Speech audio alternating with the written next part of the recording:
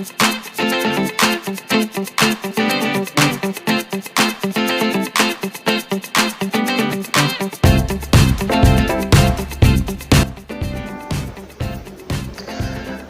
যদি মাধ্যমিক পরীক্ষা দিতে চাও, তোমরা যদি মাধ্যমিক পরীক্ষার্থী হও, তোমরা যদি ক্লাস 10-এর স্টুডেন্ট হও, তাহলে অবশ্যই তোমরা জানো যে বোর্ডের বইটা কতটা গুরুত্বপূর্ণ এই পরীক্ষার জন্য।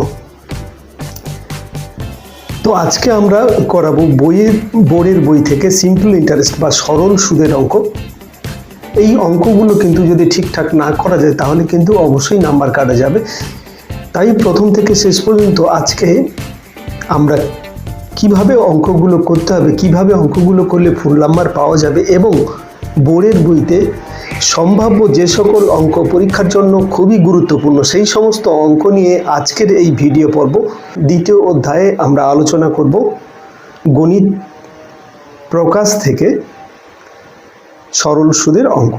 এর আগে সরল সুদের সূত্র, থিওরি এবং যা যা বেসিক ইনফরমেশন যেগুলো জানার দরকার সেগুলো আলোচনা হয়েছে। আজকে এর দ্বিতীয় পর্ব এই চ্যাপ্টারের। অবশ্যই এর আগে তোমরা প্রথম চ্যাপ্টার নিয়ে অবশ্যই দেখেছো ভিডিও, সেই অনেকগুলো ভিডিও আছে। সেই ভিডিওতে আমরা এই সিরিজে মেনলি আলোচনা করছি বোর্ডের বই গণিত প্রকাশ, কেসি নাগ, অমলকে ভৌমিক, অমিতাভ মিত্র, বাজার চলতি সমস্ত নামি দামি বইয়ের থেকে বাছাই করা অঙ্ক নিয়ে তার সলিউশন এবং সেই অঙ্কগুলোকে কিভাবে পরীক্ষার খাতায় করতে হবে সমস্ত কিছু আলোচনা নিয়ে এই অঙ্ক। তোমরা জানো যে বোর্ডের বইটা ভীষণ গুরুত্বপূর্ণ, কিন্তু বোর্ডের বই থেকে মাধ্যমিক পরীক্ষার জন্য একমাত্র বোর্ডের বইটার গুরুত্বপূর্ণ এমন নয়। বোর্ডের বইয়েরও সহযোগী কিছু বইয়ের দরকার হয় 100 নাম্বার নিতে গেলে। তো সেই ক্ষেত্রে আমি বলবো যে এই সিরিজটা তোমাদের ক্ষেত্রে অত্যন্ত গুরুত্বপূর্ণ হতে চলছে। তাই প্রথম থেকে শেষ পর্যন্ত ভিডিওটি অবশ্যই দেখো, তোমাদের আশা করি ভীষণ কাজে লাগবে। এই ভিডিওতে আজকে আমরা আলোচনা করব বোর্ডের বই থেকে সুদ কষার গুরুত্বপূর্ণ অঙ্কগুলো নিয়ে। এর আগে আমরা যে বেসিক সূত্রটা আলোচনা করেছি, এখানে সেই বেসিক সূত্রই কাজে লাগবে। সিম্পল ইন্টারেস্ট সমান পি গুণিতক আর গুণিতক টি বাই 100, যেখানে পি হচ্ছে প্রিন্সিপাল, আর হচ্ছে রেট অফ ইন্টারেস্ট। প্রিন্সিপাল মানে মূলধন বা আসল, আর আর হচ্ছে সুদের হার, আর টি হচ্ছে টাইম বা সময়। এখানে বলে রাখি যে সময়টা কিন্তু বিভিন্ন সময় বিভিন্ন রকমভাবে দেওয়া থাকবে, বিভিন্ন অঙ্কের ক্ষেত্রে বিভিন্ন রকমভাবে দেওয়া থাকবে। সবচেয়ে বেশি এটা আমাদের লক্ষ্য রাখতে হবে, এটা পরীক্ষার খাতায় স্টুডেন্টদের ক্ষেত্রে সবচেয়ে বেশি ভুল হয় এই সময় নিয়ে, এই সময়ের এককটা নিয়ে। আমরা অনেক সময় লক্ষ্য করি না কোন এককে সময় দেওয়া আছে, সেইভাবে কিন্তু আমাদের ক্যালকুলেশন করতে হবে এবং ওই এককটাকে কীতে পরিবর্তন করতে হবে, কিভাবে কি করতে হবে দেখে নেই আমরা প্রবলেমগুলো। তাহলে একটার পর একটা যখন প্রবলেম করতে থাকবো এই ব্যাপারগুলো নিয়ে আলোচনা আসবে। তো শুরু করা যাক আজকের পর্ব। আজকের পর্বের প্রথম অঙ্ক কোষে দেখি 2 থেকে আমরা 2-এর দাগের অঙ্ক প্রথমে শুরু করছি। 2-এর দাগের অঙ্ক যেটা বলেছে যে 2005 সালের 1 জানুয়ারি থেকে 27 মে পর্যন্ত বার্ষিক 6% সরল সুদের হারে 2000 টাকার সুদ কত হবে। তো এই অঙ্কটা একবারে বেসিক অঙ্ক।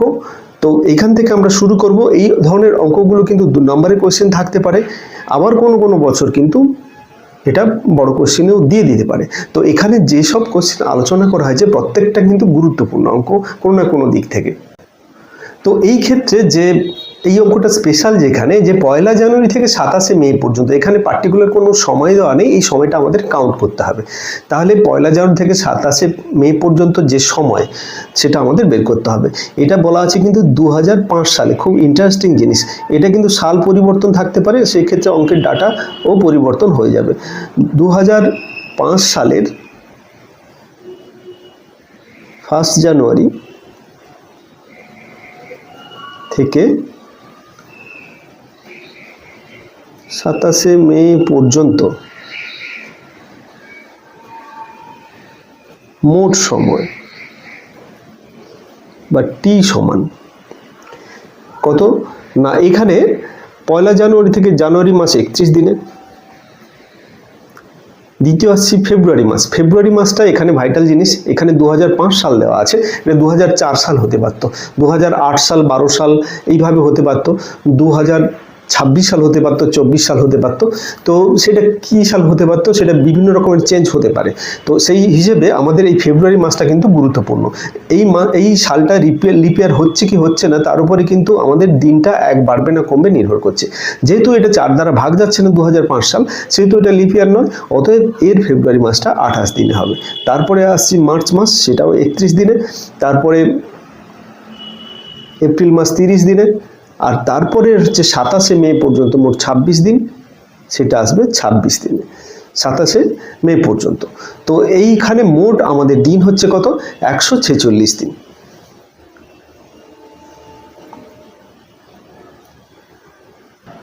তো এই ক্ষেত্রে এটা আসবে কত, দিনে। কিন্তু আমাদের এখানে সুদের হার 6% বার্ষিক সুদের হার বলেছে, মানে বছরে। তো তাহলে এটাকে বছরে আমরা পুরো যখন ক্যালকুলেশন একসঙ্গে করব সূত্র অনুসারে, সেগুলো কিন্তু একই এককে রাখতে হবে। সেই জন্য এটাকে বছরে নিয়ে চলে যাব। এটা 365 যেহেতু দিনে আছে, 365 দিয়ে ভাগ করলে এটা বছর চলে আসবে। এইটা থাকলো, এটা আমরা ক্যালকুলেশন করব না। সবসময় যে ক্যালকুলেশন করে মান বের করতে হবে এমনটা নয়, একবার শেষে আমাদের যেহেতু মান বের করতে হবে, তাই একবারে শেষে ক্যালকুলেশনে আসবো। তো এই পর্যন্ত গেল, এই বছর হয়ে গেল। এইবারে আসল কত হচ্ছে, এক্ষেত্রে আসল সমান 2000 টাকা। 2000 টাকার সুদ আমাদের বের করতে হবে, 2000 টাকা এখানে আসল।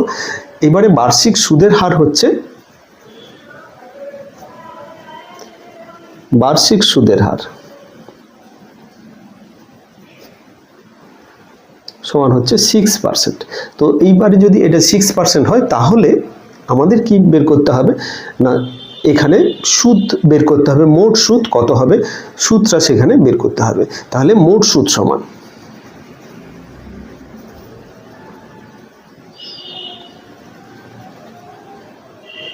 2000, 6% হারে 6/100, তার সঙ্গে যেটা হচ্ছে সময় গুণ হবে 146/365। এইবারে এইটাকে কাটাকুটি করব, এটা কাটাকুটি করলে এটা হবে কত, 48। 48 আমাদের উত্তর হবে 48 টাকা।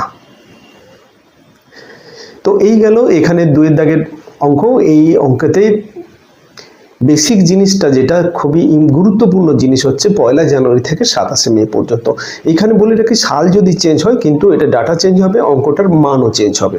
সেই ক্ষেত্রে যারা যারা অঙ্কের উত্তর মুখস্থ করবে ভেবেছো বা প্রসেস ভেবেছো, সেক্ষেত্রে কিন্তু ডাটা চেঞ্জ হলে কিন্তু তারা খুবই সমস্যায় পড়বে। অঙ্ক কোনোদিন মুখস্থ করে হয় না, কনসেপ্ট ভালো করে বুঝতে হবে। একবার না বুঝতে পারলে বারবার বুঝতে হবে, তবে কে গিয়ে কিন্তু পরীক্ষাতে ভালো নাম্বার পাওয়া যাবে। চলে যাচ্ছি নেক্সট অঙ্কে। নেক্সট অঙ্কটা দেখে নিই কি বলেছে। এখানে 3 দাগের অঙ্ক, বইতে তোমরা 3 দাগেরই পাবে। বার্ষিক 8 পূর্ণ 1/3% সরল সুদে 960 টাকায় 1 বছর 3 মাসের সুদ সবৃদ্ধি মূল কত হবে। সবৃদ্ধি মূল মানে আমরা জানি সুদ এবং আসল। আচ্ছা, বার্ষিক 8 পূর্ণ 1/3% সরল সুদে 960 টাকা, এখানে আসল হচ্ছে 960 এবং সময় হচ্ছে 1 বছর 3 মাস। আচ্ছা, পুরোটাকে বছর করে নিতে হবে।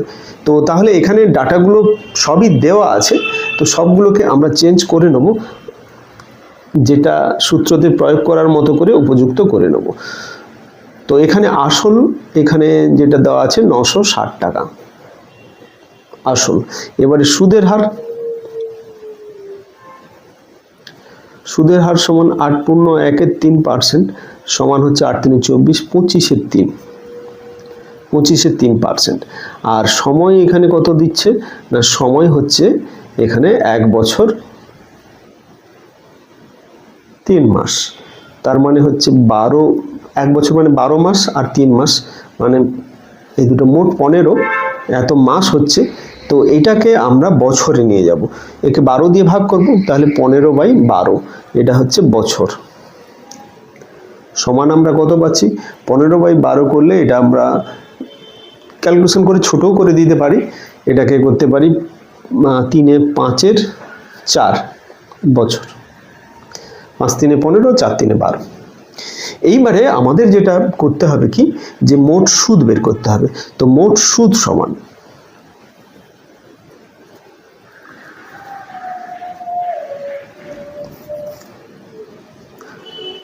সবৃদ্ধিমূল বের করতে হবে, প্রথমে আমরা সুদ বের করব, আসল তো দেওয়া আছে।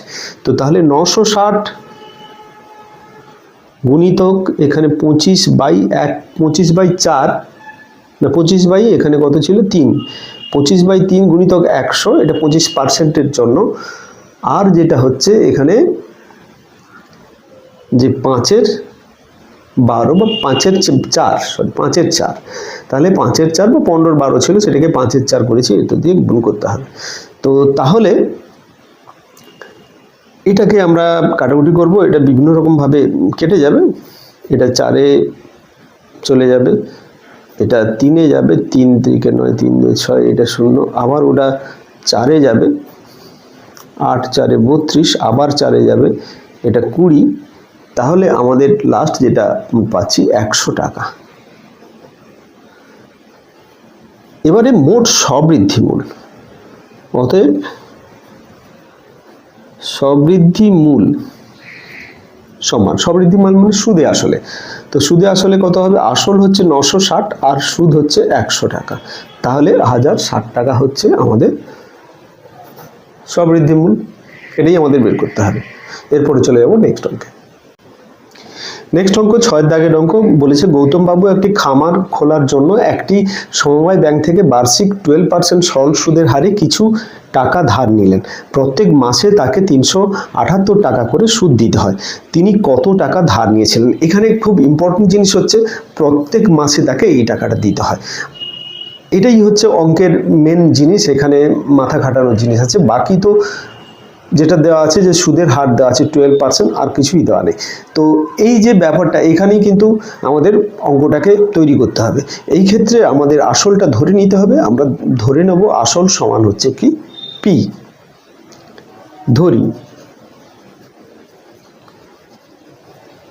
আসল সমান পি টাকা। এখানে আসল বা এখানে যেটা চেয়েছে যে কত টাকা তিনি ধার নিয়েছিলেন, পি টাকা তিনি ধার নিয়েছিলেন, এটা আমরা লিখতে পারি। তাহলে এই ক্ষেত্রে সুদের হার, বার্ষিক সুদের হার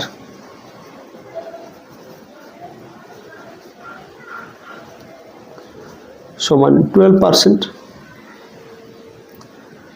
সময়,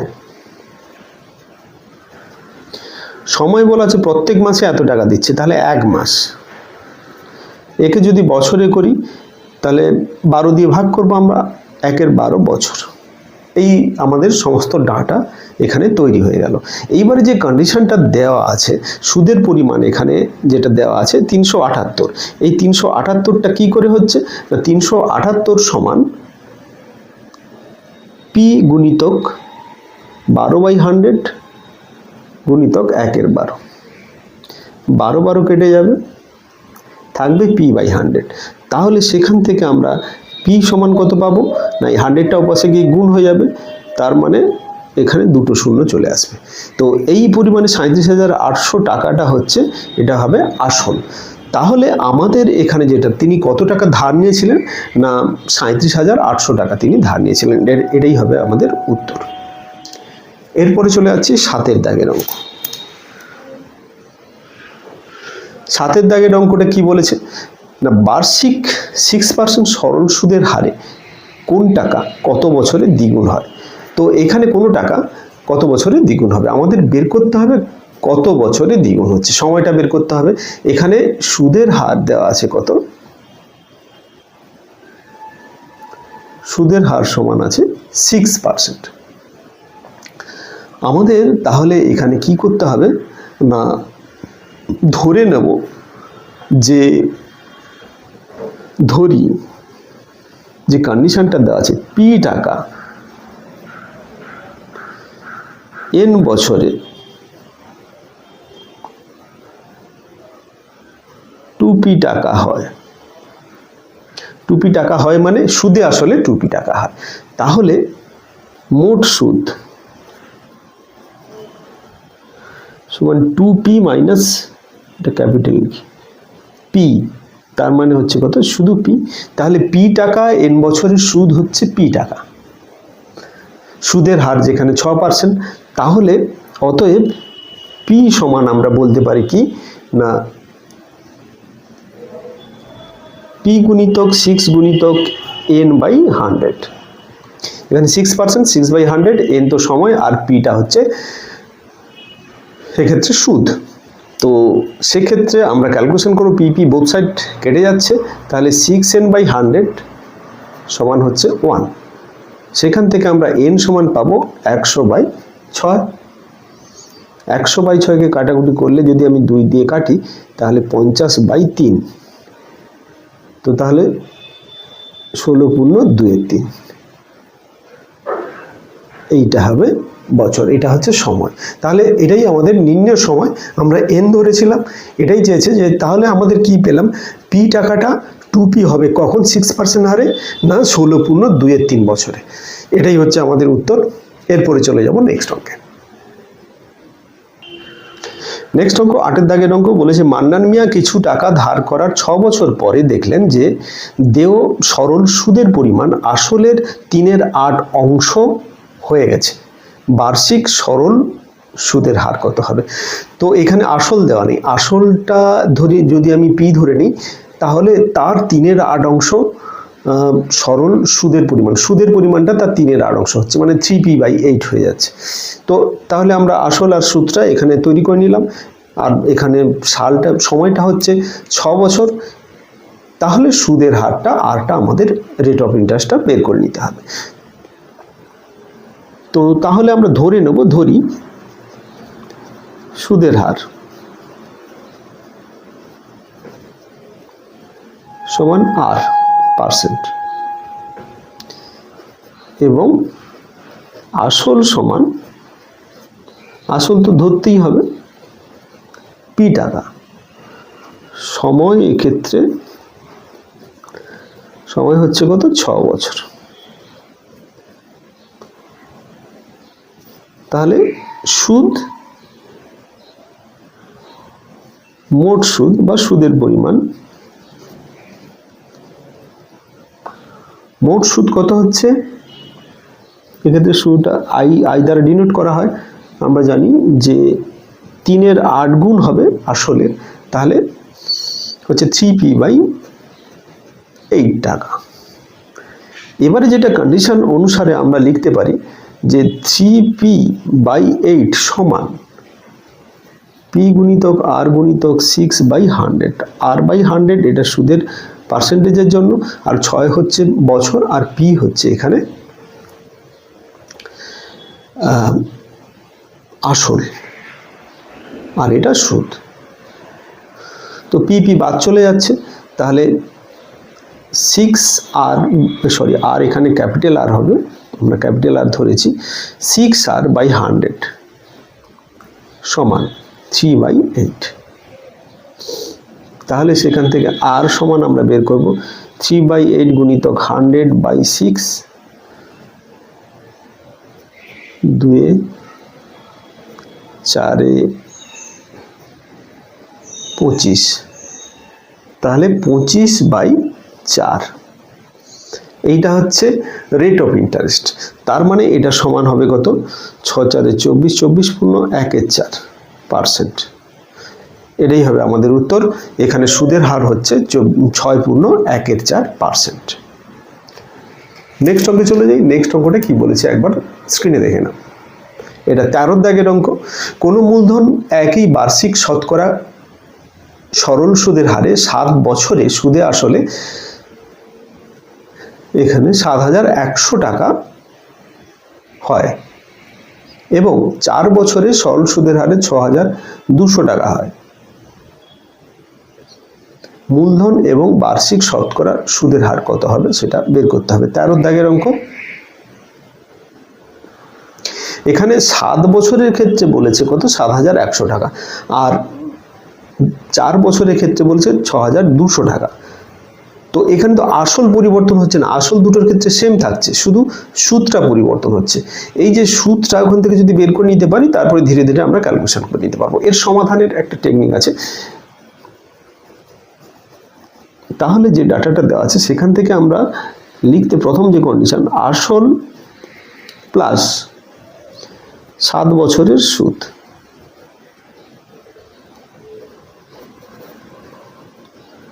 সমান 7,100 টাকা। আবার আসল প্লাস 4 বছরের সুদ সমান হচ্ছে কত? 6200 টাকা। এটা যদি আমরা বিয়োগ করি,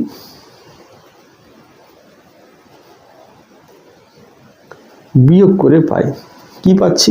এখানে আসল কেটে যাচ্ছে, থাকছে শুধু এখানে বিয়োগ করলে কি হবে? নিচের সাইনটার পরিবর্তন হবে, নিচের যে সাইনগুলো আছে সেগুলো সব পরিবর্তন হয়ে যাবে, যেখানে প্লাস ছিল মাইনাস হবে, মাইনাস থাকলে প্লাস হবে। তাহলে এটা হবে 3 বছরের সুদ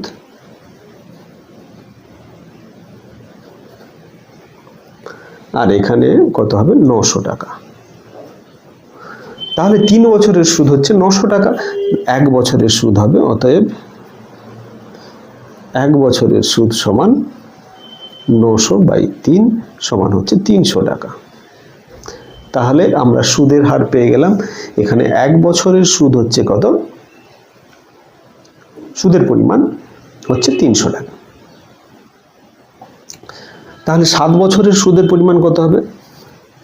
7 বছরের সুদ সমান হচ্ছে 7 গুণিতক 300 সমান হবে 2100 টাকা।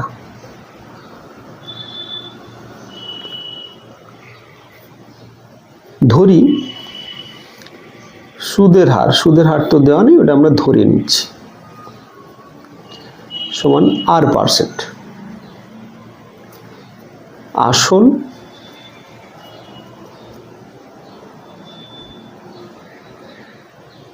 আচ্ছা, এখানে আসলটা আমরা কিভাবে বের করব? এইটা থেকে এটা যদি সুদ পেয়ে যাচ্ছি, তাহলে এখানে সুদে আসলে হচ্ছে 7100 মাইনাস 2100, এটা বিয়োগ করলে যেটা পাবো সেটা হচ্ছে আমাদের সুদ। তাহলে 5000 টাকা, আসল, সুদটা বাদ দিয়ে দিচ্ছি, এটা তো সুদ ছিল, তাহলে 5000 টাকা হচ্ছে আসল আমরা পেয়ে গেলাম। এরপরে সময় যেটা দেওয়া আছে,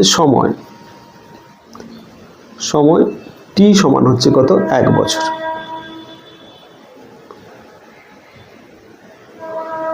তাহলে 1 বছরের সুদ আমরা জানি কত? 300 টাকা। তাহলে অতএব 300 সমান 5000 আসল, সুদের হার হচ্ছে R%, মানে R/100, গুণিতক এখানে সময় মানে 1। এটা এবারে এখান থেকে আমরা যদি আর বের করতে চাই, তাহলে 300 গুণিতক 100/5000,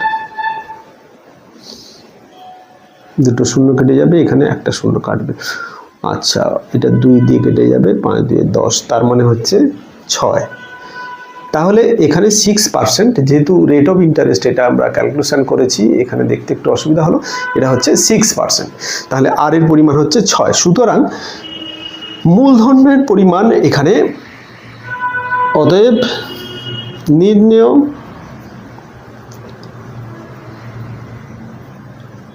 মূলধন, আমরা এভাবেই উত্তর কমপ্লিট করব।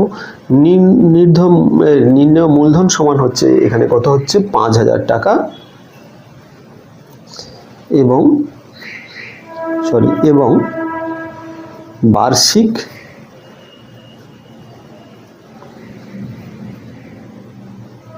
সরল সুদের হার।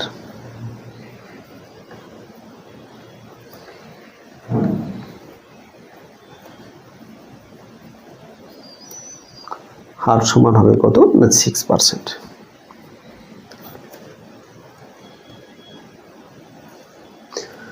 এই গেল আমাদের উত্তর।